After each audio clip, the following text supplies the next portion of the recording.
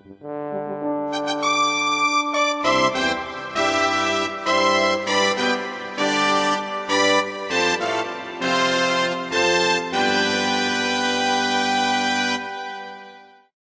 6 o'clock, I'd like to call the meeting order.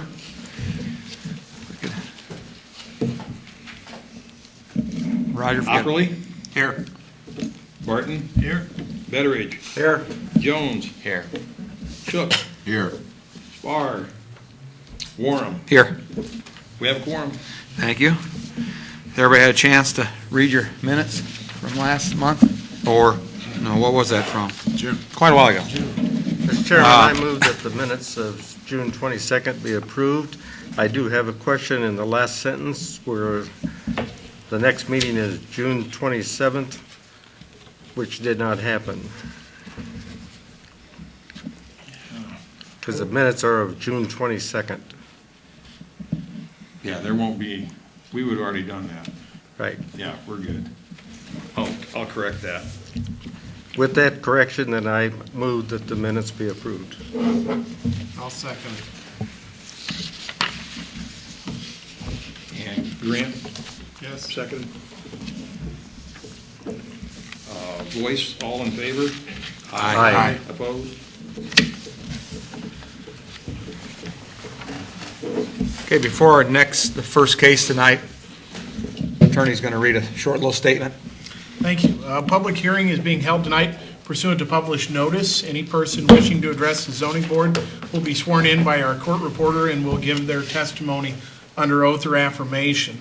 At the conclusion of the public hearing, the zoning board of appeals will make its determination. 4 yes votes are required to obtain approval.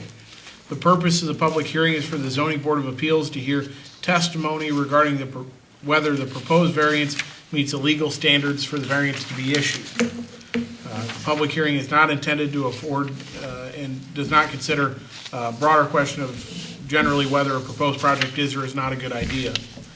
Relevant factors for the zoning board to consider are set by state law and village code. Those relevant factors include whether hardship exists, which is not caused by the owner and which is unique to the property. Testimony offered should be limited to the relevant factors set forth by state law and village code. Rules of order govern the conduct of tonight's public hearing. As chair of the meeting, no one should speak unless recognized by the chair, and speakers should follow the directions of our chair. Thank you. Okay, with that, thank you. Our first case tonight is number 15-10. Steve Lehman is requesting a variance for 2 new single-family homes at 1507 and 1513 South Missouri Avenue, zoned R2. The petitioner seeks a variance for a reduced lot requirements, frontage, and lot area. If who's ever going to speak this case, you want to stand up and state your name and address, and Arlene will swear you in. My name is Steve Lehman. The address is 342 Lossy Trail in Morton. Steve, you just want to step to the... Do you solemnly swear or affirm to tell the truth, the whole truth, and nothing but the truth? Yes. Thank you.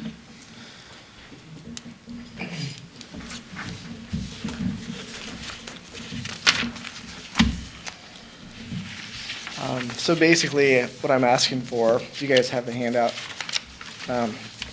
There's a duplex lot right there on South Missouri that has not been built on for a long time. And the owner of that lot would like us to build 2 single-family homes there. Can't hear. Okay. Start over. The owner of the lot on South Missouri would like to have 2 single-family homes built. They think it's more marketable to have 2 single-family detached homes rather than a duplex building at that location. It also increases the neighboring property values because it's a detached unit instead of attached. So we're asking for that to be allowed here. If there's any questions, I'd be glad to answer them. So the main purpose is just for resale, and Yeah, it's for resale. We think that it'll help spur some growth on South Missouri where not very much has been built recently, and we think the resale options are a lot better if they're detached, single family.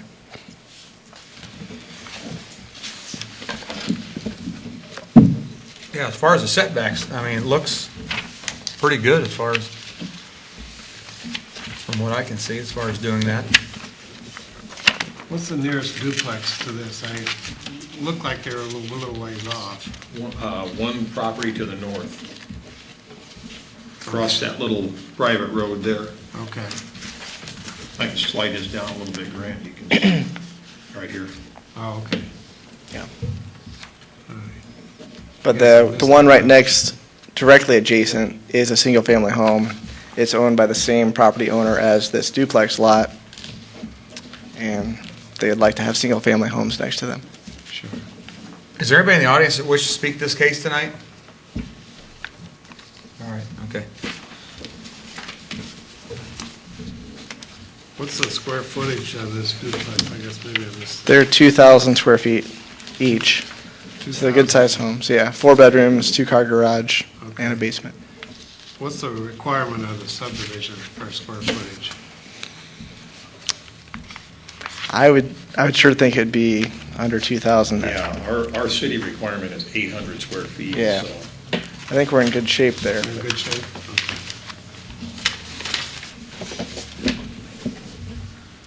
Now, as far as granting this case, do we start a precedence as far as everybody with a duplex lot? As long as they can meet these requirements as far as setbacks, we'd be okay with it? Well, the setbacks would be one of the things, but also I think the location.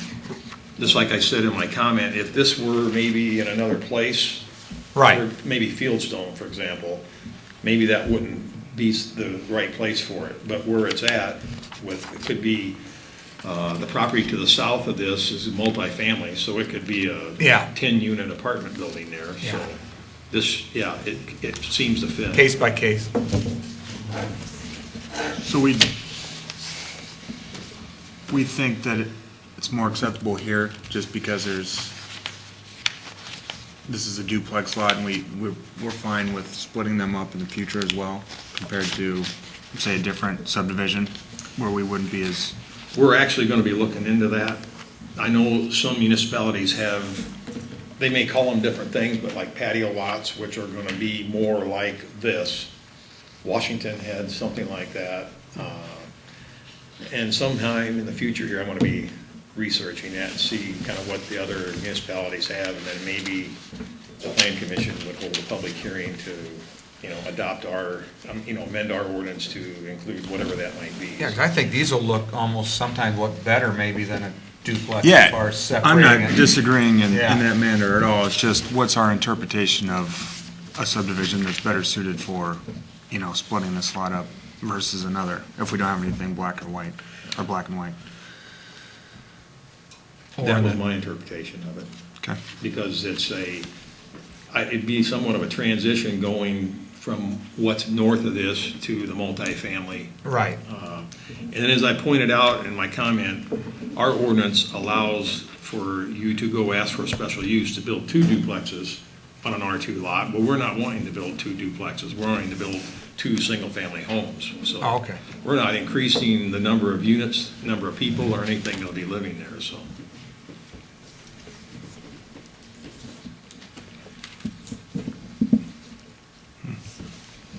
Are you all right with that, Bill? Or, I mean, are you just trying to figure out what would be the Yeah, I'm just determination of? kind of like we talked about the precedent, I mean, Yeah. I'm concerned of where that could go. I mean, because it's open to interpretation at that point. I mean, somebody could say, why is this subdivision any less qualified than another? Are we better than, or, What you may want to do to help yourself on that front, certainly similarly situated individuals need to be treated similarly. That's a basic tenet of how you guys operate.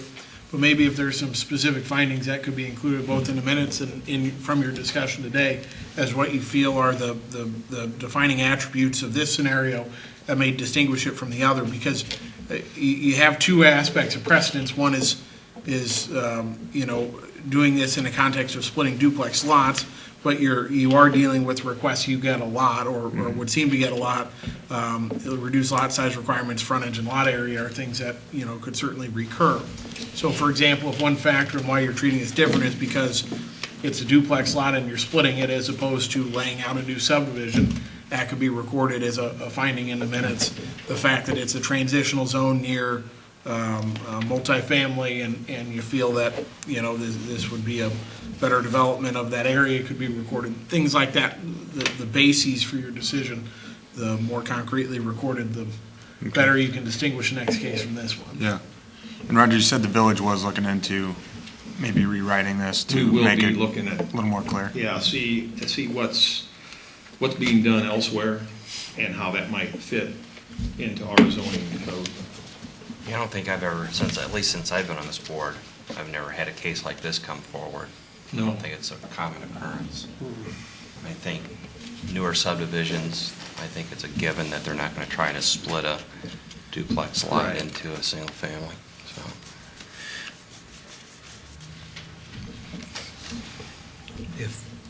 Does anybody else have any questions? If not, if somebody wants to make that motion with those, Well, I think the motion could be approval, and maybe where some of the findings could come into is when Roger prepares minutes, or Cindy's going to type them up, and as you guys review the minutes, if some extra notes could be put as to what distinguishes this case, or what's unique about this case compared to potentially others. I don't think you would have to include it as a part of the motion. okay. Okay.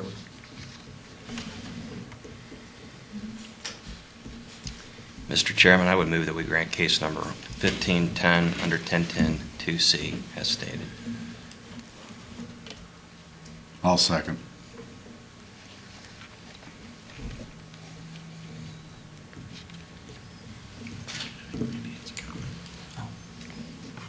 Randy, do you have a comment? One comment for consideration for the board there is, they're asking a variance request, but I guess this is for Pat to ask that, subject to the variance, is it assumed or understood that a plat will be brought forth and approved because you're creating a property line now of two separate parcels rather than just a variance? Yeah, I think they'll have to. Yeah, they'll have to. So is it replat it. assumed or understood that the granting of the variance is also requiring them to? Yeah, you know what, that probably would not be a bad idea to put that into the motion. We want to. Replat it? I think so, Yeah, you want to. certainly. Yeah, I agree think- with that. I think, yeah. I would that want could- to anyways. Yeah. It makes sense. That can keep Okay, from thanks, Randy. a lot of problems in the future. Yeah. So we'll just add that into there as stated, and then we'll include that you'll have it replatted, okay? Correct. Before construction would begin on it. Yep.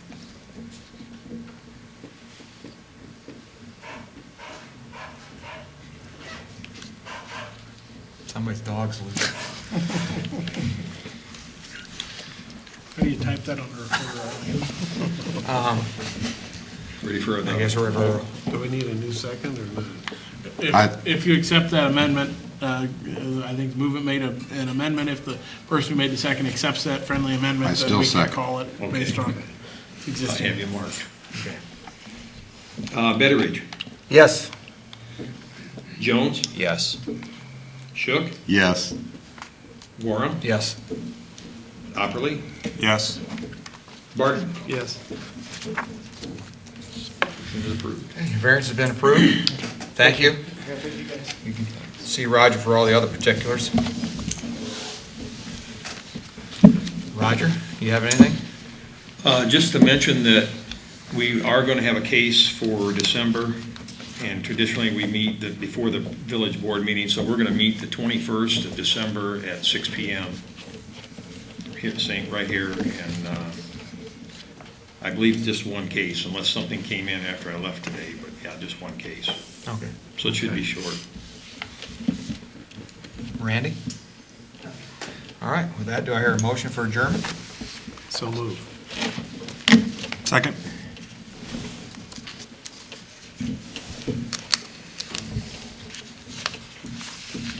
All in favor? Aye.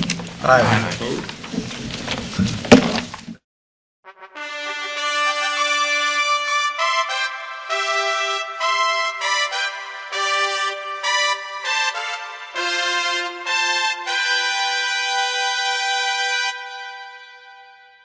Thank you.